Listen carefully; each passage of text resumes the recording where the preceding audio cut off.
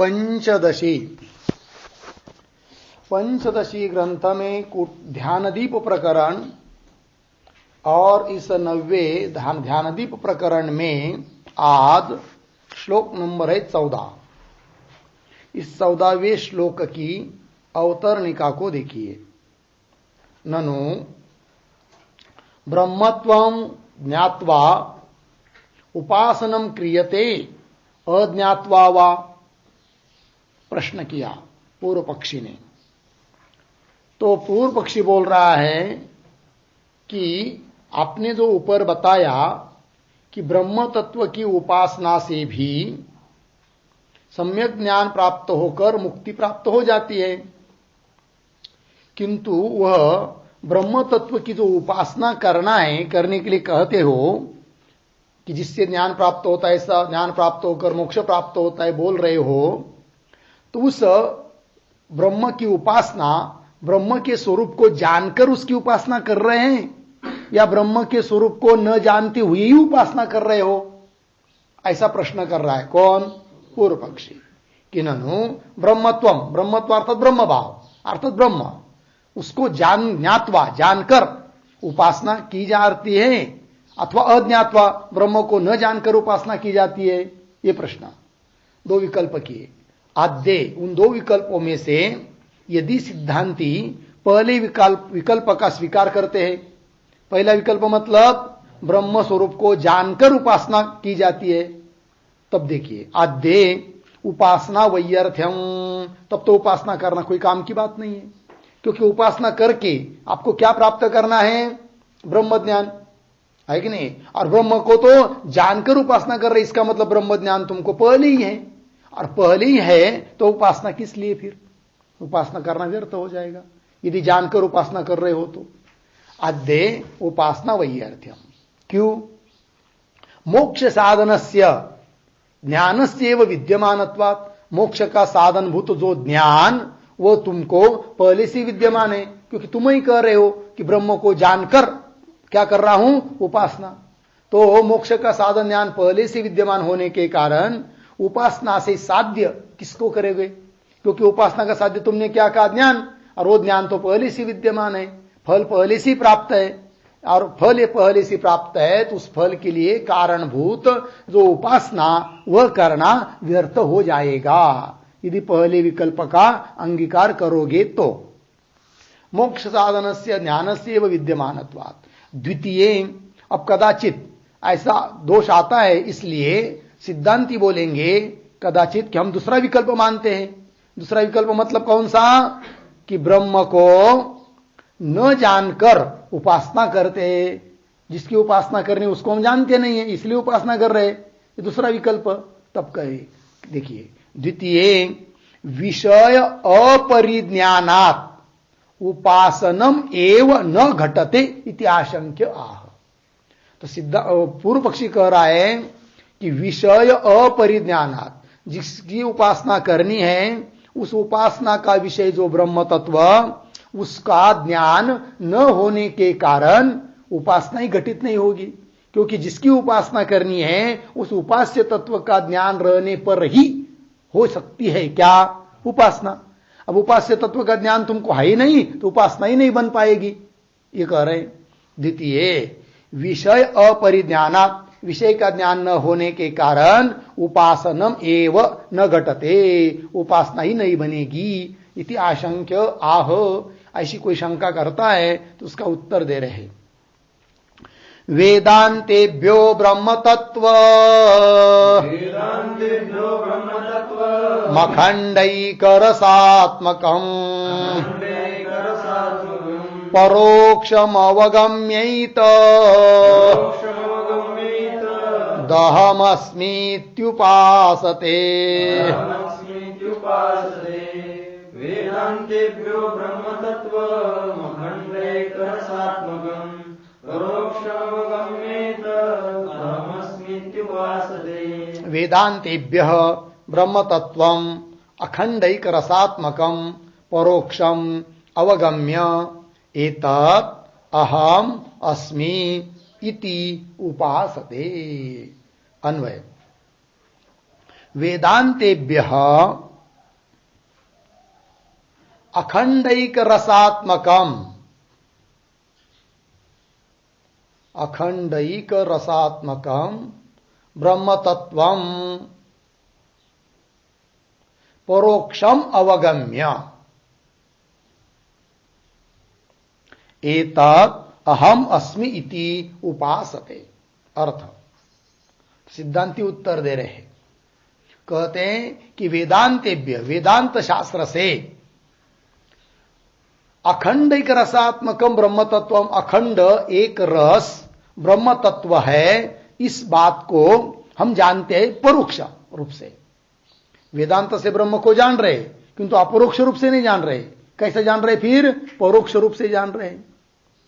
अब परोक्षम अवगम्य, परोक्ष रूप से जानकर फिर हम उसकी उपासना करते हैं। कैसी करते हैं उपासना? उस उपासना का स्वरूप क्या? एतत् अहम अस्मि, यह ब्रह्म मैं ही हूं इति उपासते। ऐसे हम क्या करते हैं? उपासना करते हैं, अहंग्रह उपासना करते हैं, ऐसे सिद्धांती कह रहे हैं। अब ऊपर वाला जो दोष दिया था पूर्व पक्षी ने, वो दोष नहीं आता है। कैसे नहीं आता है? ऐसा उत्तर देने से इसका स्पष्टीकरण और कर रहे टीकाकार, तो टीका में देखेंगे। वेदांतेभ्य इति अयम अभिप्राय, यह अभिप्राय है, यह तात्पर्य है उत्तर देने का। क्या? ब्रह्मात्मैकत्व अपरोक्ष ज्ञानस्य मोक्ष साधनस्य अनुत्पन्नत्वात् न उपासना वैयर्थ्यम शास्त्रात् परोक्षतया अवगतत्वात् ब्रह्मण उपासना विषयत्वम इति। ठीक है, देखो भाई, दोनों बात अब बन जा रही है। क्या? तो पूर्व पक्ष ने क्या कहा था? ब्रह्मत्व ज्ञात्वा उपासनम क्रियते, न जानकर, ब्रह्म को जानकर उपासना करते हो कि न जानकर? यदि जानकर उपासना करते हैं, ऐसा यदि कहते हैं तो क्या दोष दिया था? उपासना व्यर्थ हो जाती है। अब उत्तर देना है कि ब्रह्म को जानकर ही हम उपासना कर रहे हैं, किंतु अपरोक्ष रूप से जानकर नहीं कर रहे उपासना। शास्त्र से ब्रह्म को जाना किंतु परोक्ष रूप से जाना है, और हमको चाहिए अपरोक्ष ज्ञान, और उस अपरोक्ष ज्ञान का साधन है उपासना। अतः उपासना करना घटित निष्फल भी नहीं है, क्योंकि उपासना करेंगे तो अपरोक्ष ज्ञान प्राप्त होगा। तो बोलेंगे फिर ब्रह्म को जानते ही नहीं तो कैसी उपासना? तो उत्तर क्या? जानते नहीं ऐसी बात थोड़ी है, जानते हैं किंतु परोक्ष रूप से जानते हैं। तो परोक्ष रूप से जानते हैं ब्रह्म को, अतः उपासना घटित हो जाती है। और उस ब्रह्म को जान रहे हैं किंतु परोक्ष रूप से जान रहे, अपरोक्ष रूप से नहीं जान रहे, अतः उपासना करना निष्फल नहीं है, व्यर्थ भी नहीं है। तो दोनों बात हो गई। तो देखिए फिर अयम अभिप्राय, ब्रह्मात्मैकत्व, ब्रह्म और आत्मा दोनों एक ही है, इस रूप से अपरोक्ष ज्ञानस्य, या अपरोक्ष ज्ञानस्य, और वो अपरोक्ष ज्ञान कैसा है? मोक्ष साधनस्य। तो मोक्ष साधनस्य अपरोक्ष ज्ञानस्य, मोक्ष का साधन जो अपरोक्ष ज्ञान, किसका अपरोक्ष ज्ञान? ब्रह्म आत्मा के एकत्व विषयक अपरोक्ष ज्ञान, जो कि मोक्ष का साधन है, मोक्ष के लिए कारण है। तो ब्रह्मात्मैकत्व अपरोक्ष ज्ञानस्य मोक्ष साधनस्य अनुत्पन्नत्वात्, वो हमको अभी उत्पन्न नहीं हुआ है। अतः क्या? अनुत्पन्नत्वात् न उपासना वैयर्थ्यम, इसलिए उपासना करना व्यर्थ नहीं है। यदि अपरोक्ष ज्ञान पहले से रहता तब तो उपासना करना व्यर्थ होता, किंतु अपरोक्ष ज्ञान हुआ नहीं है, अतः उपासना करना व्यर्थ नहीं है। न उपासना वैयर्थ्यम।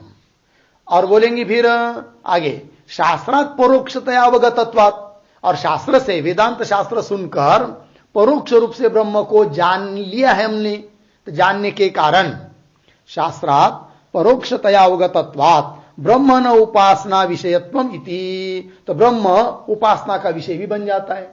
क्योंकि उसने कहा था ना कि ब्रह्म को यदि नहीं जानते हैं तो विषय का अपरिज्ञान है, तो उपासना ही घटित नहीं होगी। उत्तर दिया क्या? उपासना का विषय जो ब्रह्म, उसको परोक्ष रूप से जाना है, अतः उपासना घटित होगी। उपासना घटित नहीं होगी ऐसी बात नहीं है। तो शास्त्रात् परोक्षतया अवगतत्वात् ब्रह्मण उपासना विषयत्वम, ब्रह्म उपासना का विषय बन जाएगा इति। तो दोनों बात हो गई। तो क्या बीच में मार्ग निकाला कि वेदांत शास्त्र से परोक्ष रूप से ज्ञान है, और अपरोक्ष रूप से ज्ञान नहीं है। अतः उपासना करना व्यर्थ भी नहीं है और उपासना घटित नहीं होगी ये बात भी नहीं है। तो उपासना घटित होगी क्योंकि परोक्ष रूप से ज्ञान है। उपासना व्यर्थ नहीं है क्योंकि उपासना का फल जो अपरोक्ष ज्ञान वो हमको अभी प्राप्त करना बाकी है। अतः व्यर्थ भी नहीं है उपासना। तो दोनों बात हो गई, लग गया अर्थ। चलिए अब आगे के श्लोक की अवतरणिका। उपास्य ब्रह्म तत्व गोचरस्य परोक्ष ज्ञानस्य किम रूपम इति आकांक्षायाम आह। ठीक, उपास्य ब्रह्म तत्व गोचरस्य, उपास्य मतलब उपासना का विषय जो ब्रह्म तत्व, और उस ब्रह्म तत्व गोचरस्य मतलब ब्रह्म तत्व को विषय करने वाला कौन? परोक्ष ज्ञान। उस परोक्ष ज्ञान का किम रूपम क्या स्वरूप है? ये शंका आशंका, उसका उत्तर देना है अभी। क्या? उपास्य ब्रह्म तत्व गोचरस्य, उपास्य जो ब्रह्म तत्व, उस ब्रह्म तत्व को गोचर मतलब विषय करने वाला जो परोक्ष ज्ञान, उस परोक्ष ज्ञान का किम रूपम क्या रूप है, क्या स्वरूप है? इति आकांक्षायाम आह, ऐसी आकांक्षा होने पर, आकांक्षा मतलब जानने की इच्छा होने पर उत्तर दे रहे श्लोक के माध्यम से। प्रत्यग व्यक्ति मनुल्लिख्य शास्त्राद् विष्णुवादि मूर्तिव अस्ति ब्रह्मेति सामान्य ज्ञानमत्र परोक्षधीः।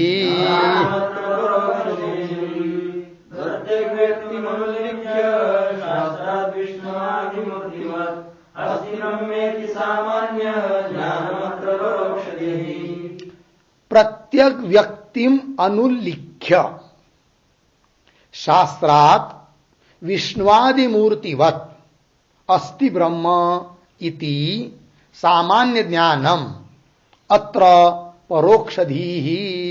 ठीक है, अन्वय। प्रत्यग व्यक्तिम अनुल्लिख्य शास्त्रात्, नीचे ब्रह्म अस्ति इति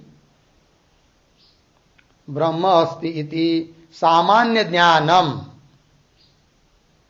अत्र परोक्षधीः विष्णुआदि मूर्तिवत्। अर्थ देखिए, परोक्ष ज्ञान का स्वरूप बता रहे हैं। तो प्रत्येक व्यक्तिम अनुल्लिख्य मतलब प्रत्येक व्यक्ति जो अंतरात्मा है साक्षी, उसका उल्लेख न करते हुए केवल शास्त्र से जाना है कि अनुल्लिख्य। अनुल्लिख्य का अर्थ होता है अविषयम कृत्वा, अर्थात विषय न करके। अर्थात प्रत्येक व्यक्ति जो अंतरात्मा साक्षी है उसको विषय न करने वाला ज्ञान। कैसा ज्ञान? कि जो शास्त्र से जाना है, ब्रह्म के अस्तित्व के बारे में निश्चय, ब्रह्म है, इस प्रकार का ज्ञान कि जिसमें अंतरात्मा का उल्लेख नहीं है कि मैं ही ब्रह्म हूं। ऐसा जो केवल ब्रह्म है इस प्रकार का ज्ञान, उस ज्ञान को बोलते हैं क्या? परोक्ष ज्ञान। वही देखिए, प्रत्येक व्यक्तिम अनुल्लिख्य, उसका भी उल्लेख न करके, उसको विषय न करके शास्त्र प्रमाण से जाना क्या? ब्रह्म अस्ति इति सामान्य ज्ञानम, ब्रह्म है, इस प्रकार का सामान्य ज्ञान। कौन है, कहा है, कैसा है, ये कुछ मालूम नहीं, केवल है, इसका इतना निश्चय। इति सामान्य ज्ञानम अत्र, यहां पर परोक्षधि, यही परोक्षधि है। यही परोधी मतलब ज्ञान, यही परोक्ष ज्ञान है। उदाहरण विष्णुवादि मूर्तिवत, जैसे विष्णु भगवान को हमने देखा नहीं प्रत्यक्ष आंखों से, केवल शास्त्र कहता है कि ऐसे ऐसी चतुर्भुज मूर्ति होती है, ऐसा ऐसा होता है, तो ऐसा निश्चय कर लिया कि है करके किसी लोक में होंगे। तो ये जो विष्णुवादि मूर्ति, विष्णु आदि के बारे में निश्चय है, अस्तित्व का है करके, वो जैसा परोक्ष ज्ञान है, उस प्रकार प्रत्येक व्यक्ति का उल्लेख न करके, प्रत्येक आत्मा को विषय न करने वाला ब्रह्म है, इस प्रकार का जो ज्ञान निश्चय, यही हुआ क्या? परोक्ष ज्ञान। लग गया? चलिए, विष्णुवादि मूर्तिवत टीका को देखिए। प्रत्येक इति प्रत्येक व्यक्तिम, प्रत्येक व्यक्ति शब्द का अर्थ कर रहे, प्रत्येक व्यक्ति प्रतीक है, प्रत्येक व्यक्तिम का अर्थ कर रहे हैं बुद्ध्यादि साक्षिणम, आनंदात्मानम, ये प्रत्येक व्यक्ति है, बुद्धियादिकों का साक्षी स्वरूप जो आनंद स्वरूप है, अर्थात अंतरात्मा, चिदात्मा, साक्षी चैतन्य, बुद्धियादि साक्षिणाम आनंदात्मानम अनुल्लिख्य, अनुल्लिख्य प्रतीक है, उसका अर्थ कर रहे हैं अविषयी कृत्य, उसको विषय न करके, शास्त्रात प्रतीक, उसका अर्थ कर रहे हैं सत्य ज्ञानादि वाक्य जातात। सत्य ज्ञानादि मतलब सत्यम, सत्यम ज्ञानम अनंतम ब्रह्म इत्यादि वाक्य है कि नहीं, उस वाक्यों से सत्य ज्ञानादि वाक्य जाता, जात मतलब समूह, सत्यम सत्यम अनंतम ब्रह्म इत्यादि वाक्यों के समूह से। आगे ब्रह्म अस्ति इति एवं, ब्रह्म है इस प्रकार का, सामान्याकारेण जायमानम, सामान्य रूप से उत्पन्न होने वाला ज्ञान, ज्ञानम अत्र, अत्र अत्र का अर्थ कर रहे हैं अस्याम उपासनायाम, इस उपासना में, इस उपासना प्रकरण में, परोक्षदी, परोक्षदी प्रतीक है, उसका अर्थ कर रहे हैं परोक्ष ज्ञानम विवक्षितम इत्यर्थ। तो यही यहां पर परोक्ष ज्ञान है, प्रत्येगात्मा को विषय न करने वाला ब्रह्म है, इस प्रकार की जी बुद्धि, वही है परोक्ष ज्ञान। तत्र दृष्टांतः, उस परोक्ष ज्ञान को समझाने के लिए ग्रंथकार दृष्टांत दे रहे विष्णुआदि मूर्तिवत इत्यादि से। तो विष्णुआदि मूर्ति प्रतिपादक शास्त्रजन्य ज्ञानवत इत्यर्थः। तो विष्णुआदि मूर्ति का प्रतिपादक, प्रतिपादन करने वाला जो शास्त्र है, उस शास्त्रों को सुनने से जो ज्ञान हम लोगों को उत्पन्न होता है कि विष्णु नाम का कोई चतुर्भुज मूर्ति ऐसा ऐसा होता है, शंख चक्र गदा हाथ में लिए हुए, है कि नहीं, इस प्रकार का विष्णु होता है, ऐसा ज्ञान हुआ। तो यह जो विष्णु के बारे में ज्ञान है वो कौन सा ज्ञान है, परोक्ष ज्ञान है। वही विष्णुआदि मूर्ति प्रतिपादक शास्त्रजन्य ज्ञानवत इत्यर्थ लग गया। चलिए अब आगे के श्लोक की अवतरने का, ननु शास्त्रेण विष्णुआदि मूर्तेः चतुर्भुजत्वादि विशेष प्रतीतेः तज्ज्ञानस्य अपि कुत परोक्षत्वम इति आशंक्य आह। पूर्व पक्षी शंका कर रहा है, ननु से आशंक्य तक। पूर्व पक्षी कहता है भले विष्णु के बारे में शास्त्र से ही जान लिया तुमने कि ऐसे ऐसे विष्णु है करके, किंतु वो सामान्य रूप से थोड़ी जाना है, वो तो विशेष रूप से ज्ञान हुआ है शास्त्र से। कैसा कि चतुर्भुज, चार भुजा वाला, हाथ में शंख चक्र गदा पद्म इत्यादि लिए हुए ऐसे विष्णु है, तो विशेष रूप से ज्ञान हुआ। तो भले शास्त्र से हुआ हो, किंतु इसको परोक्ष ज्ञान क्यों कह रहे हो, क्योंकि विशेष रूप से ज्ञान हुआ है, इसको परोक्ष ज्ञान नहीं कहना चाहिए। कौन बोल रहा है, पूर्व पक्षी। पंक्ति देखिए, ननु शास्त्रेण, शास्त्र के द्वारा, विष्णुआदि मूर्ते है, विष्णुआदि मूर्ति का चतुर्भुजत्वादि विशेष प्रतीते है, विष्णुआदि मूर्ति का चतुर्भुजत्वादि रूप विशेष प्रतीति होने से, विशेष रूप से ज्ञान होने से, तज्ज्ञानस्य अपि, तज्ज्ञानस्य विष्णु ज्ञानस्य अपि उत परोक्षत्वम, उसको परोक्ष क्यों मानेंगे तुम, क्यों मानते हो परोक्ष, इति आशंक्य, ये शंका की पूर्व पक्षी ने। तो उत्तर देना है उसको श्लोक के माध्यम से। चतुर्भुजाद्यवगता वपि मूर्तिमनुल्लिखन् अक्षय परोक्ष ज्ञानेव न तदा विष्णुमीक्षते।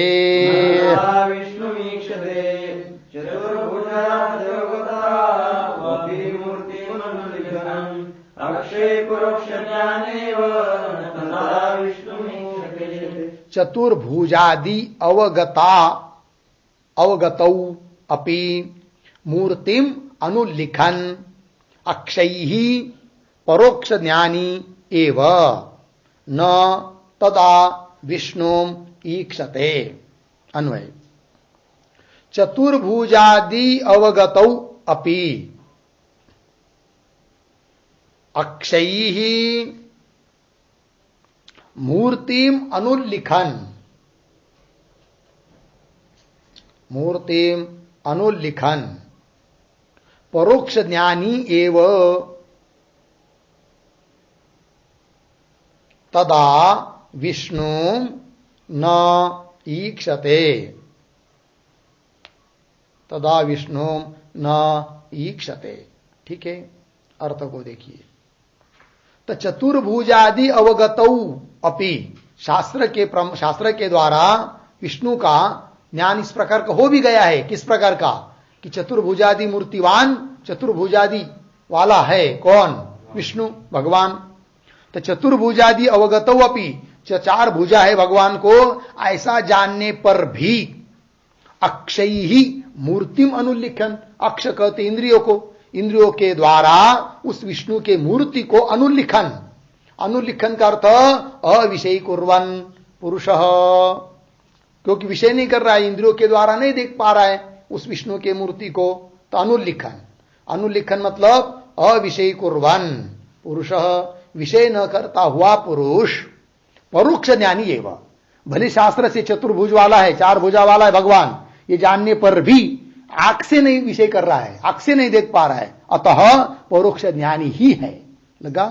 तो परोक्ष ज्ञानी एवं तदा विष्णु न इक्षते, क्योंकि शास्त्र के बाद द्वारा जिस समय ज्ञान हुआ उस समय उस विष्णु को स्वतः आंख से देख नहीं रहा है, इसलिए विष्णु का विशेष रूप से शास्त्र के द्वारा ज्ञान होने पर भी वो परोक्ष ज्ञान ही है, अपरोक्ष ज्ञान नहीं है। टीका चतुर्भुजादीति शास्त्रेण चतुर्भुजत्वादि विशेष प्रतीतौ अपि चक्षुरादि विष्णुआदि मूर्तिम अविषय कुर्वन पुरुषः परोक्ष ज्ञानी एवं। ठीक, अर्थ देखिए। शास्त्र के द्वारा चतुर्भुजत्वादि विशेष प्रतीतौ अपि, शास्त्र के द्वारा यह ज्ञान हो चुका है कि चार हाथ वाला भगवान है, विष्णु भगवान है, ऐसा ज्ञान होने पर भी चक्षुरादि भी, चक्षुरादियों के द्वारा विष्णुआदि मूर्तिम अविषय कुर्वन, विष्णु इत्यादि के मूर्ति को अविषय करता हुआ पुरुष, विषय नहीं कर रहा है, देख नहीं रहा है इंद्रियों से, तो अविषय कुर्वन पुरुष परोक्ष ज्ञानी एवं, इसलिए वो क्या है? परोक्ष ज्ञानी ही है। तत्र उपपत्तिम आह, है कि नहीं? वो परोक्ष ज्ञानी है, इस बात को समझाने के लिए उपपत्ति दे रहे हैं, संभावना को बता रहे, युक्ति दे रहे हैं। न तदा इति, तो वही टीका में तदा, तदा प्रतीक है, तदा का अर्थ उपासना काले, उस उपासना काल में विष्णुम, विष्णु मतलब उपास्यम, उपास्य है तो विष्णु, नेक्षते, नेक्षते प्रतीक, उसका अर्थ कर रहे हैं न इंद्रिय ही विषयी करोति इत्यर्थ, इंद्रियों के द्वारा उस विष्णु को, उपास्य तत्व को विषय नहीं करता है, यह बात, इसलिए वो परोक्ष ज्ञान ही है। आगे आगे के श्लोक के अवतरणी का, ननु विष्णुआदि गोचर ज्ञानस्य व्यक्ति उल्लेखित्वा भावात भ्रमत्वम इति आशंक्य, शंका हुई आज तक, ननु से आशंक्य तक उत्तर देना है, प्रमाणेन जनितत्वात् न भ्रमत्वम इत्याह। ठीक, तो पहले शंका को समझ लीजिए। पूर्व पक्षी कह रहा है ननु विष्णुआदि गोचरस्य, मतलब विष्णु इत्यादि को विषय करने वाला जो ज्ञान, चतुर्भुज वाला विष्णु है, इस प्रकार का ज्ञान परोक्ष ज्ञान। तो विष्णुआदि गोचरस्य ज्ञानस्य, विष्णुआदि गोचर ज्ञानस्य व्यक्ति उल्लेखित्वा भावा, व्यक्ति मतलब उस विष्णु के आकार का उल्लेखित्वा भावात, उल्लेखित्वा भावात का अर्थ है ग्रहणाभावात, तो व्यक्ति उल्लेखित्वा भावात का अर्थ हो जाएगा आकार ग्रहणाभावात, मतलब विष्णु के आकार का इंद्रियों के द्वारा ग्रहण न होने के कारण भ्रमत्वम, तो भले शास्त्र से ज्ञान हुआ है चतुर्भुज वाला विष्णु है करके, किंतु आंख से नहीं देख पा रहे, तो परोक्ष ज्ञान है, किंतु परोक्ष ज्ञान है किंतु उसको भ्रम रूप मानना चाहिए, क्योंकि उसमें व्यक्ति का उल्लेख नहीं हो रहा है, आकार का ग्रहण नहीं हो रहा है, तो उस परोक्ष ज्ञान को भ्रम रूप मानना चाहिए। कौन बोल रहा है? पूर्व पक्षी। तो भ्रमत्वमिति आशंक्य ऐसी शंका करके उत्तर दे रहे सिद्धांती नहीं कि प्रमाणेन जनितत्वात् न भ्रमत्वम, शास्त्र रूप प्रमाण से उत्पन्न हुआ वह ज्ञान है कि चार भुजा वाला विष्णु है करके, तो प्रमाण से उत्पन्न होने के कारण उस ज्ञान को भ्रम रूप नहीं कह सकते। उसी प्रकार ब्रह्म है इस प्रकार का जो ज्ञान परोक्ष ज्ञान, वह भी भले उसमें अंतरात्मा रूप साक्षी का उल्लेख नहीं है तो भी ब्रह्म है यह परोक्ष ज्ञान भ्रम रूप नहीं है, क्योंकि शास्त्र रूप प्रमाण से उत्पन्न हुआ है, इसलिए भ्रम रूप नहीं है। तो श्लोक को देखिए, परोक्षत्वापराधेन भवेन्ना तत्त्ववेदनम् प्रमाणेनैव शास्त्रेण सत्त्वमूर्तेर्विभासना।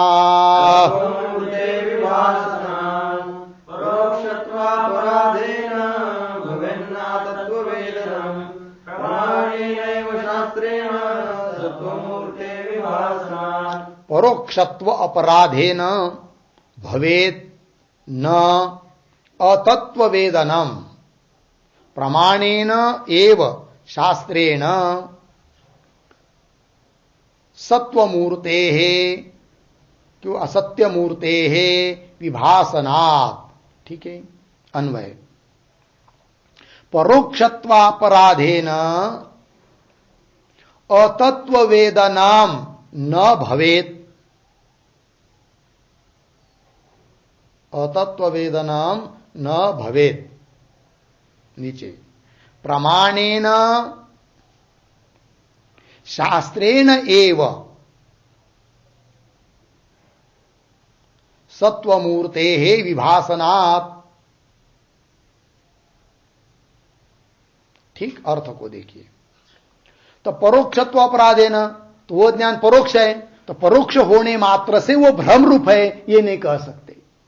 वही कह रहे परोक्षत्व अपराधेन अतत्व वेदनम न भवेत। अतत्व वेदनम, अतत्व वेदनम का अर्थ होता है भ्रम रूप, मतलब तत्व को यथार्थ रूप से न जानना अर्थात भ्रम। तो भ्रम रूप न भवेत, भ्रम रूप नहीं हो सकता। मतलब ज्ञान केवल परोक्ष है, शास्त्र से जाना है, इंद्रियों से नहीं देख पा रहे, इसका मतलब केवल परोक्षता उसमें रहने से वो भ्रमरूप हो जाएगा, ये बात नहीं है।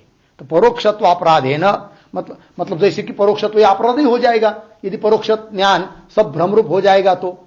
इसलिए परोक्षत्व अपराधेन अतत्व वेदनम न भवेत, वो ज्ञान भ्रमरूप नहीं है।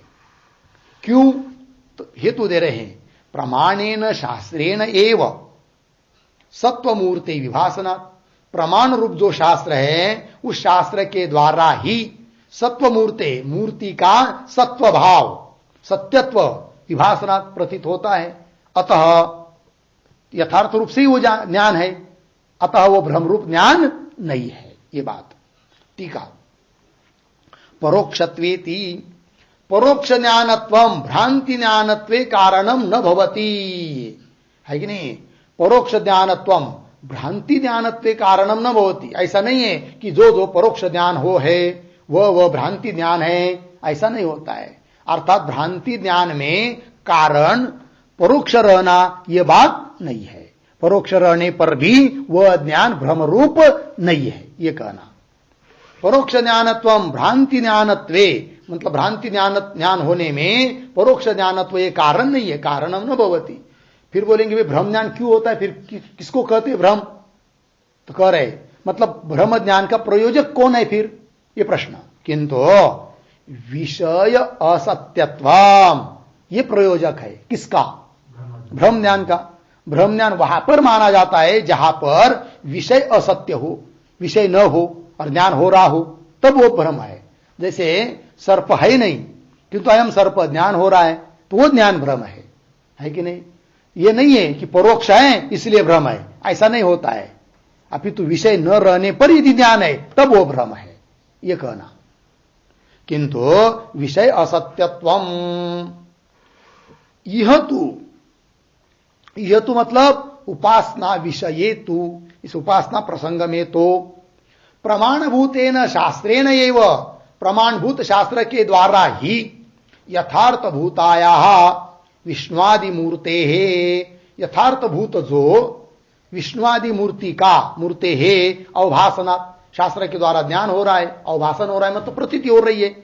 न भ्रमत्वम, इसलिए वो भ्रम ज्ञान नहीं है। ठीक है, शास्त्रेण एव यथार्थभूताया विष्णुआदि मूर्ते अवभाषणात् न भ्रमत्वम इत्यर्थः, शास्त्र के द्वारा यथार्थ रूप से ज्ञान हो रहा है, अतः वह ज्ञान परोक्ष होने पर भी भ्रम रूप नहीं है।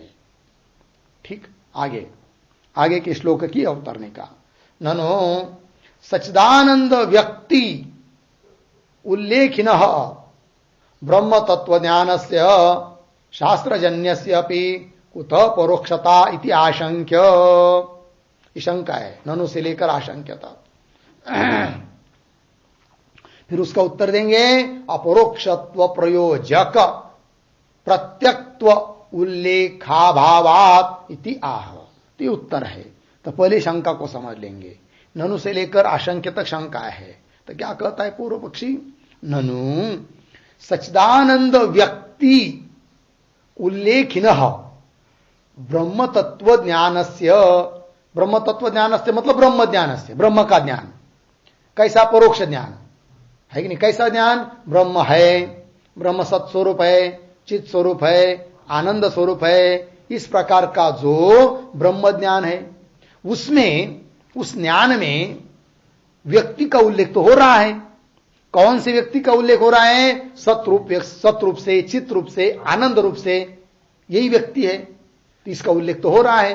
तो सच्चिदानंद व्यक्ति उल्लेखिनः मतलब सच्चित आनंद रूप व्यक्ति का उल्लेख होने से, उल्लेखिनः उल्लेख वाला जो ब्रह्म तत्व का ज्ञान, ब्रह्म ज्ञान, तो उल्लेखिन ब्रह्म तत्व ज्ञानस्य शास्त्रजन्य से अपनी, भले वो शास्त्र से जन्य है ये ज्ञान, तो भी कुतः परोक्षता, क्यों उसमें परोक्षता है।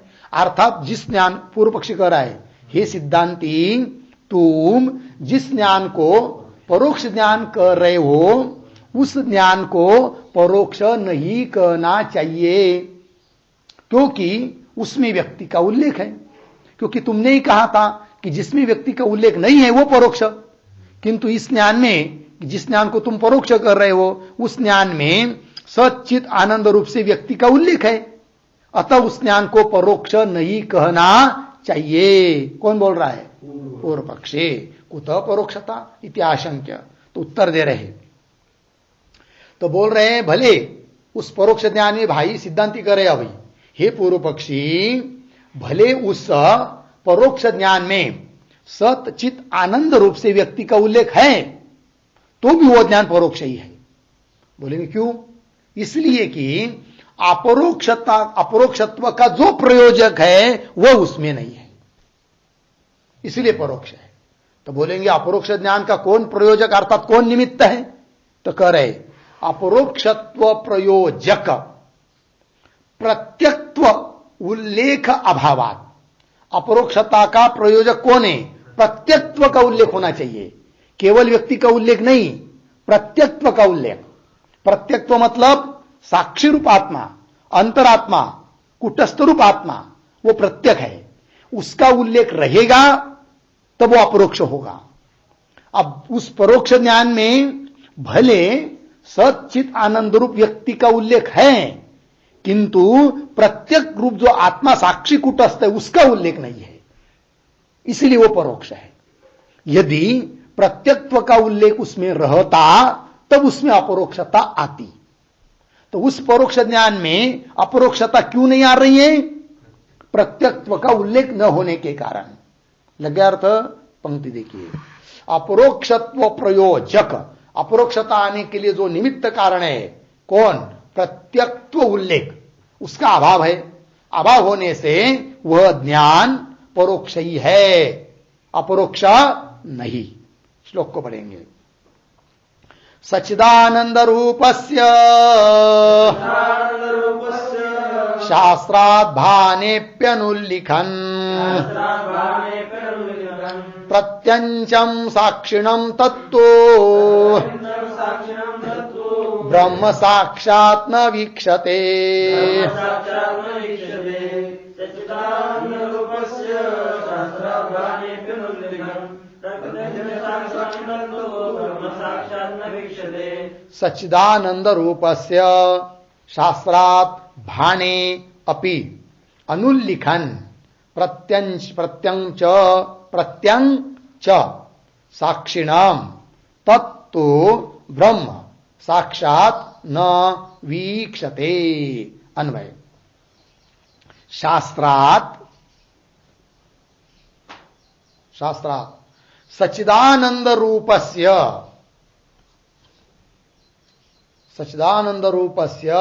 भाने अपि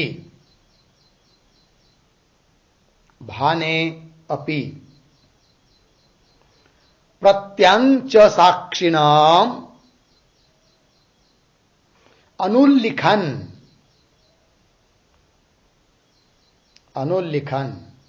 तत् ब्रह्म तु साक्षात् न वीक्षते।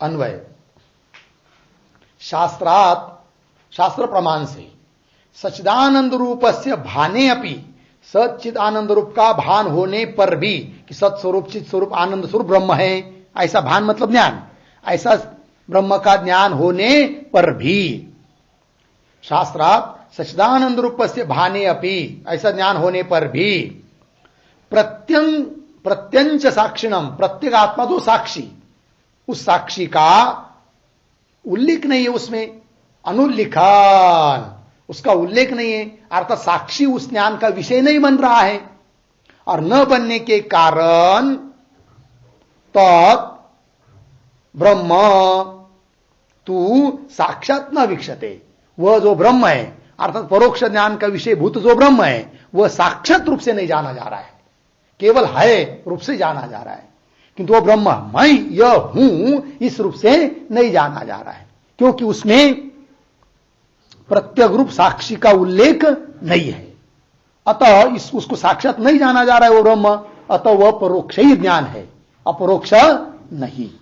भले सच्चिद आनंद रूप व्यक्ति का उल्लेख है तो भी प्रत्येक आत्मा का उल्लेख न होने से, प्रत्येक आत्मा उस ज्ञान का विषय न होने से ब्रह्म मैं हूं इस रूप से नहीं जाना जा रहा है, अतः वह ज्ञान परोक्ष ही है, अपरोक्ष नहीं। लग गया अर्थ इतना? हाँ, आगे चलिए भाई, आगे क्या है? हाँ टीका है ना, टीका सच्चिदानंदेति सत्यम ज्ञानम अनंतम ब्रह्म, ये तैत्तरीय उपनिषद का वाक्य है। सत्स्वरूप ज्ञान स्वरूप आनंद स्वरूप क्या है? ब्रह्म है।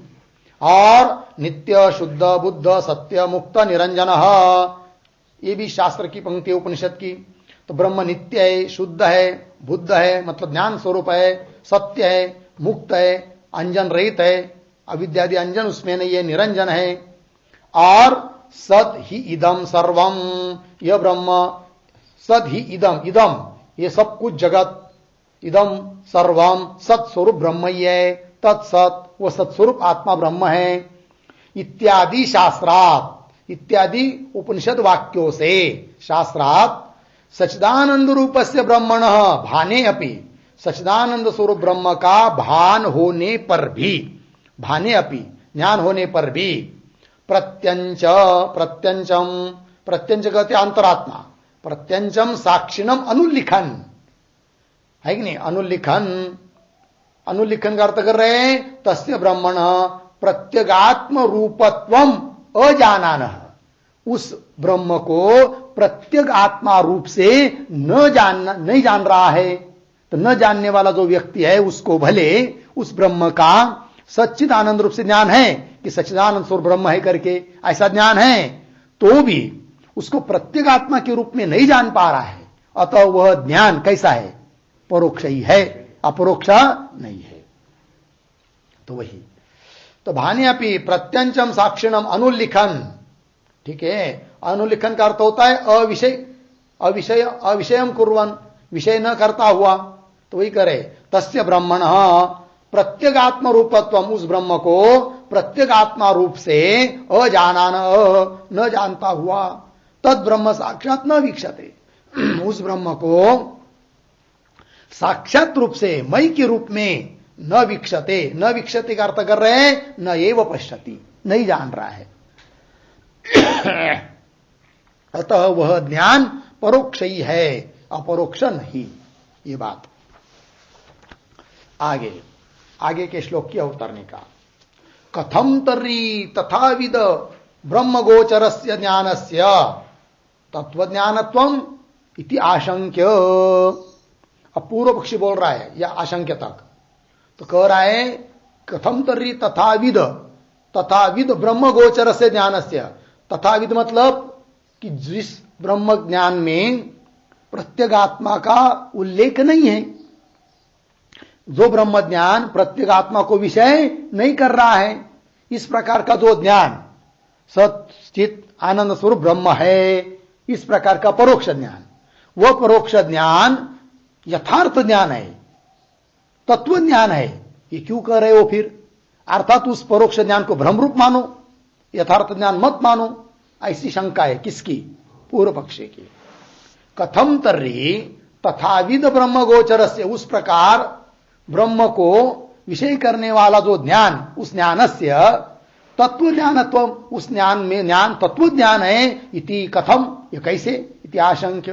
तत्व ज्ञान मतलब यथार्थ ज्ञान, तो वो यथार्थ ज्ञान है, ये बात कैसी? शंका। उत्तर दे रहे आगम प्रमाण जन्यत्वात् इति आह। आगम कहते शास्त्र, तो सिद्धांति कह रहे शास्त्र रूप प्रमाण से वह ज्ञान जन्य है, अतः वह यथार्थ ज्ञान है, तत्व ज्ञान है, वो भ्रम ज्ञान नहीं है। श्लोक। शास्त्रोक्तेनैव मार्गेण सच्चिदानंद निश्चया परोक्षमपि तज्ज्ञानम् तत्वज्ञानम् न तु भ्रमः।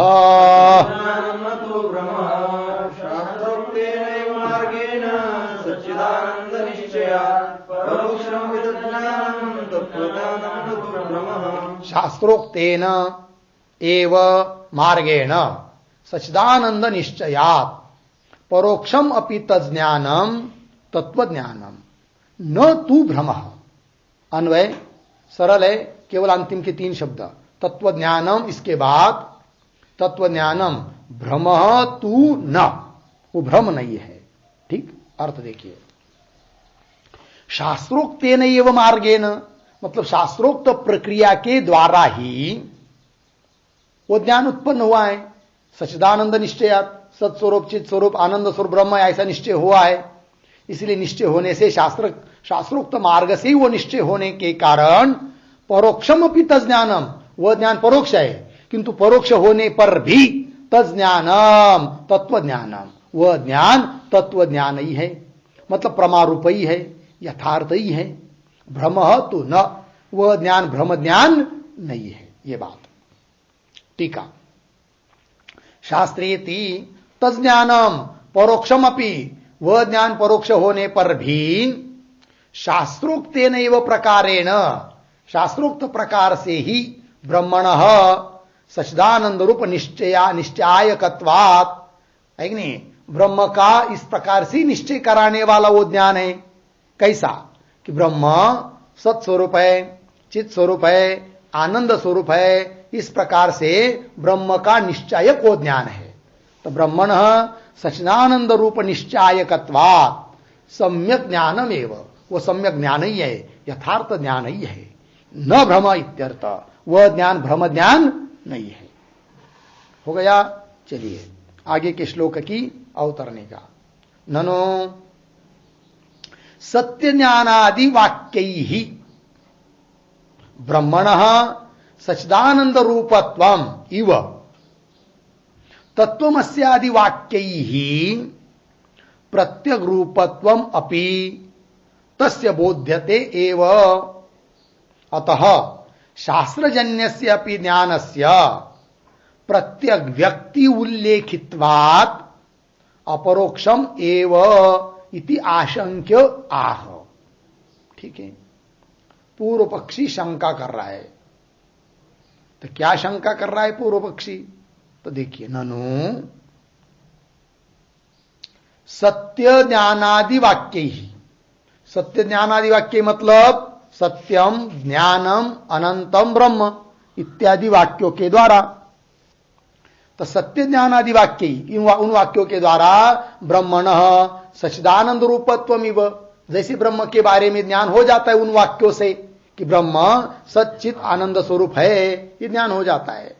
तो सच्चिदानंद रूपत्वम इव, ये ज्ञान होता है। उसकी तरह तत्वमस्यादि वाक्य ही, तत्वमसि इत्यादि वाक्यों के द्वारा भी प्रत्येक रूपत्वमपि, प्रत्येक रूपत्वम साक्षी रूपत्वमपि तस्य बोध्यते, तस्य ब्रह्मण बोध्यते एव, है कि नहीं? तो तत्वमसि वाक्य केवल क्या कर रहा है? बस ब्रह्म को प्रत्येक रूप से बोध करा रहा है। जैसे सत्यम ज्ञानम अनंतम ब्रह्म, ये वाक्य ब्रह्म को सच्चित आनंद रूप से बोध करा रहा है, उसी प्रकार तत्वमसि वाक्य भी क्या कर रहा है कि वह ब्रह्म प्रत्येगात्मा रूप है, इतना ही बोध करा रहा है। केवल उतनी मात्र से उस तत्वमसि इत्यादि वाक्यों से जन्य ज्ञान अपरोक्ष क्यों बन जाता है? फिर ये कह रहे तस्य बोध्यते, प्रत्येक रूपत्वमपि तस्य बोध्यते एव। अतः शास्त्रजन्यस्य अपि ज्ञानस्य, शास्त्र से जन्य होने पर भी वो ज्ञानस्य प्रत्येक व्यक्ति उल्लेखित्वात्, शास्त्रजन्य है और प्रत्येक व्यक्ति का उल्लेख है, तो प्रत्येक व्यक्ति उल्लेखित्वात् अपरोक्षम एव, है कि नहीं? प्रत्येक व्यक्ति उल्लेख, हाँ।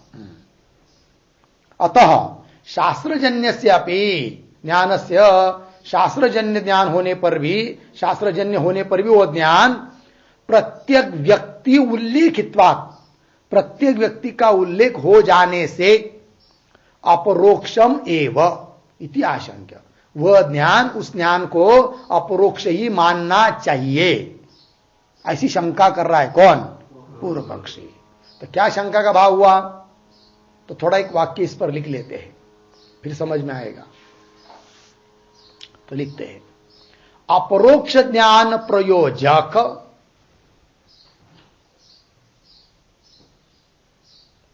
अपरोक्ष ज्ञान प्रयोजक प्रत्येक व्यक्ति उल्लेखित्वात्,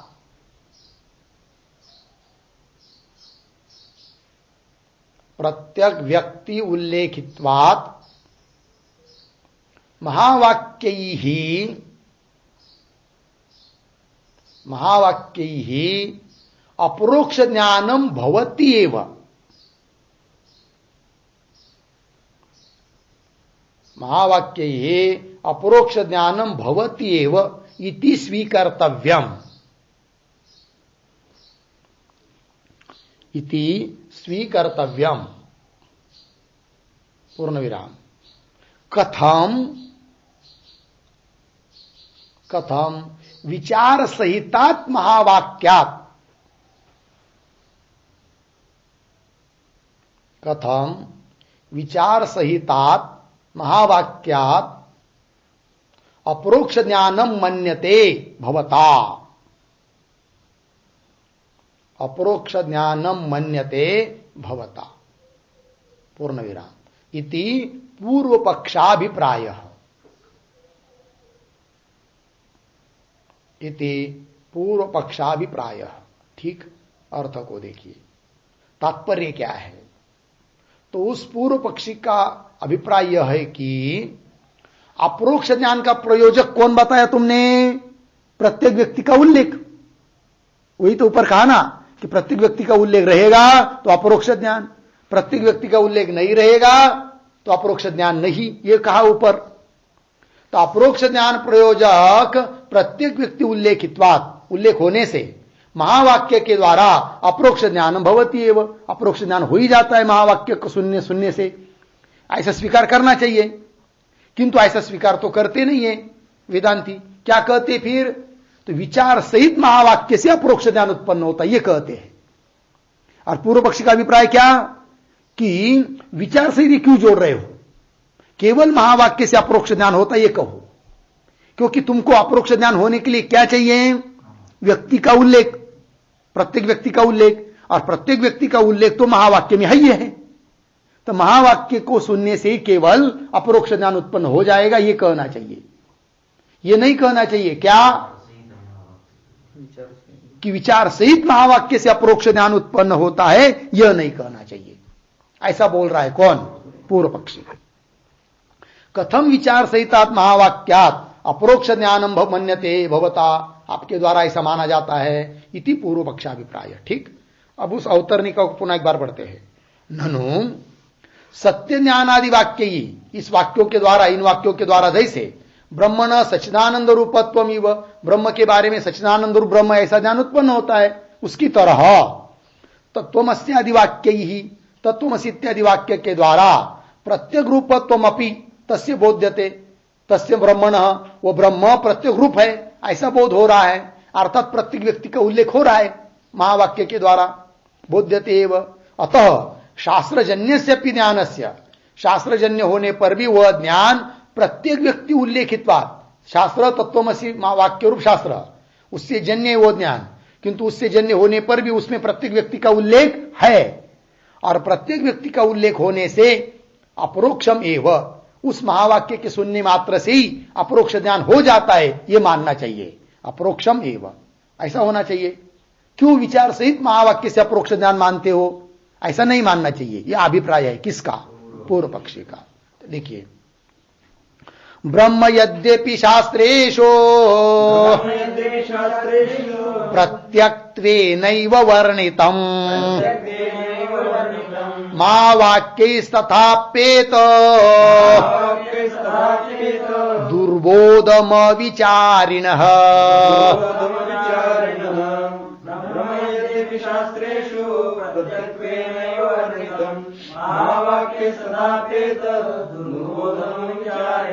ब्रह्म यद्यपि शास्त्रेषु प्रत्यक्त्वेन एव वर्णितम् महावाक्यैः तथापि एतत् दुर्बोधम अविचारिणः।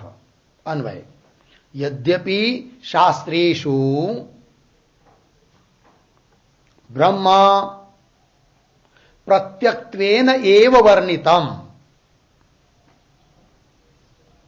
थोड़ा एक मिनट, यद्यपि शास्त्रेषु लिया ना, उसके बाद नीचे आइए, यद्यपि शास्त्रेषु महावाक्यैः ब्रह्म प्रत्यक्त्वेन एव वर्णितम्, प्रत्यक्त्वेन एव वर्णितम्, नीचे तथापि एतत्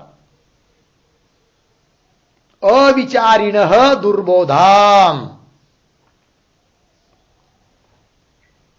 ठीक, अविचारिणः दुर्बोधम अर्थ, यद्यपि ये बात सही है क्या कि शास्त्रेषु मतलब शास्त्र में महावाक्यों के द्वारा ब्रह्म प्रत्यक्त्वेन वर्णितम, ब्रह्म को प्रत्येक रूप से वर्णन किया गया है महावाक्यों से, प्रत्यक्त्वेन एव वर्णितम, तो भी इसलिए उससे उस महावाक्य सुनने मात्र से ही अप्रोक्ष होना चाहिए, तो भी नहीं होगा। तो भले उसमें प्रत्यक्त्व का उल्लेख है, ब्रह्म को प्रत्येक रूप से कहा है, तो भी यदि उस पर कोई विचार नहीं करता है तो अप्रोक्ष ज्ञान उत्पन्न नहीं होगा। तथापि एतत्, एतत् मतलब एतत् अविचारिण दुर्बोधम, ठीक है ना, एतत् यह अप्रोक्ष ज्ञान कि वह यह ब्रह्म अविचारियों के लिए दुर्बोध है, उसका अप्रोक्ष ज्ञान होना विचार न करने वालों के लिए कठिन है, अर्थात विचार करना ही पड़ेगा। भले उस वाक्यों में, तत्वमसि वाक्यों में प्रत्यक्त्व का उल्लेख है, तो भी विचार करेंगे तभी अप्रोक्ष ज्ञान उत्पन्न होगा, ये कहना। टीका देखिए, ब्रह्मेति यद्यपि वेदांतेषु, शास्त्रेषु मतलब वेदांतेषु, महावाक्यैः महावाक्यों के द्वारा ब्रह्म प्रत्यगात्मत्वेन एव उपदिष्टम, ब्रह्म का प्रत्यगात्मा रूप से ही उपदेश किया है, उपदिष्टम। तथापि एतत्, एतत् मतलब एतत् प्रत्यग रूपत्वम, यह जो प्रत्यग रूपता है, ब्रह्म प्रत्यग रूप है, इस बात को अविचारी लोगों के लिए समझ में नहीं आएगा। एतत् प्रत्यग रूपत्वम अन्वय व्यतिरेकाभ्याम तत्वम पदार्थ विवेक शून्यस्य दुर्बोधम। अन्वय व्यतिरेक के द्वारा जो तत्अर्थम पद के अर्थ का विचार नहीं करता है, तत्वम पदार्थ के विवेक से शून्य जो मनुष्य है, उसके लिए दुर्बोधम, दुर्बोधम का अर्थ कर रहे बोद्धुम अशक्यम, नहीं जाना जा सकता। अतः केवलात् वाक्यात् न अपरोक्ष ज्ञानम उत्पद्यति इत्यर्थ। अतः केवल वाक्य से, भले वो महावाक्य क्यों न हो, तो केवल उस वाक्य से अपरोक्ष ज्ञान उत्पन्न नहीं होता है, अपितु विचार सहित महावाक्य से अपरोक्ष ज्ञान उत्पन्न होता है। ये कुल मिलाकर अर्थ हुआ। बस आगे का विचार हम लोग कल करेंगे। ओम पूर्णमदः पूर्णमिदं पूर्णात् पूर्णमुदच्यते पूर्णस्य पूर्णमादाय पूर्णमेवावशिष्यते। ओम